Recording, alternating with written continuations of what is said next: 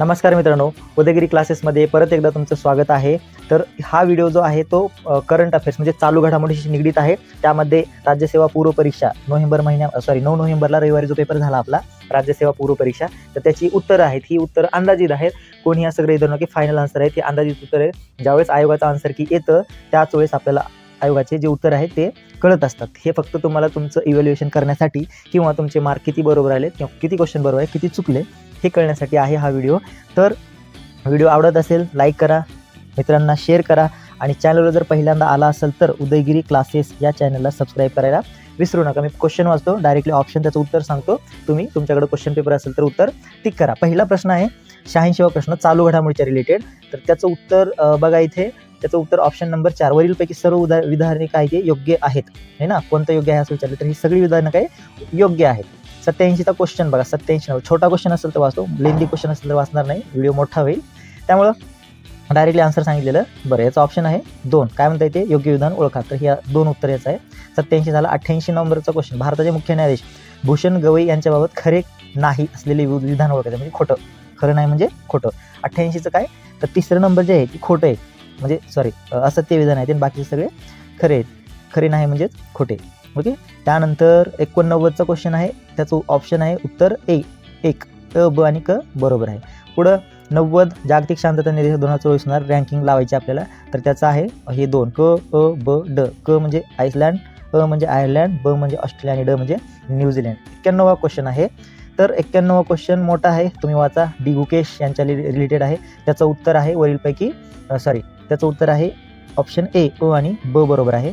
पुढं 92चं उत्तर बघा, 92 क्वेश्चन नंबरचं बघा, काय म्हणतात त्यांनी राष्ट्रीय बालिका दिवसच्या रिलेटेड आहे, तर त्याचं उत्तर वरीलपैकी सर्व असं काय आलं, तर मॅक्झिमम टायमिंगला 90% तर वरीलपैकी सर्व उत्तर असतं, पण शक्यतो तुम्ही क्वेश्चन पेपर किंवा क्वेश्चन व्यवस्थित वाचा आणि उत्तर द्यायचा प्रयत्न, नाही जमलं तर वरीलपैकी सर्व करून टाकायला हरकत नाही। 93 नंबरचा क्वेश्चन आहे, जोड्या लावायच्यात आपल्याला ब्रिक्स या शिखर परिषदेच्या रिलेटेड, कोणती परिषद कुठे झाली, 16वी 15वी 14वी 13वी दिलेला आहे।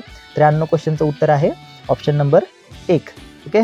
त्यानंतर 94वा क्वेश्चन आहे तुमचा, अक्षय अन्न योजनेमध्ये लाभार्थ्यांच्या खालील कोणत्या वस्तू मोफत मिळेल, तर ह्याच्यामध्ये कोणत्या वस्तू मोफत मिळतात, तर अ ब ई, अ म्हणजे तांदूळ, ब म्हणजे साखर आणि ई म्हणजे ज्वारी, या 3 वस्तू आपल्याला मोफत मिळतात अक्षय अन्न योजनेनुसार। 95 भगवान बिरसा मुंडा यांच्या रिलेटेड आहे क्वेश्चन, तर त्याचं उत्तर आहे अ ब आणि क, योग्य विधान ओळखायचं होतं आपल्याला। त्यानंतर 96 मालदीवमध्ये झालेले जे एप्रिल 2024 निवडणूक होत्या, त्यात कोणत्या पक्षाचा विजय झाला म्हणता येते, पीपल नॅशनल काँग्रेस म्हणजे ऑप्शन नंबर 1 हे उत्तर आहे त्याचं।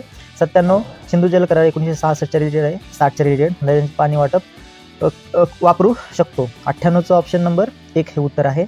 त्यानंतर आहे 97चं आहे ना, 97चं उत्तर जे आहे ते 3 क्वेश्चन आन्सर आहे, सतलज, बियास आणि रावी, 97चं ऑप्शन नंबर 3 हे उत्तर आहे।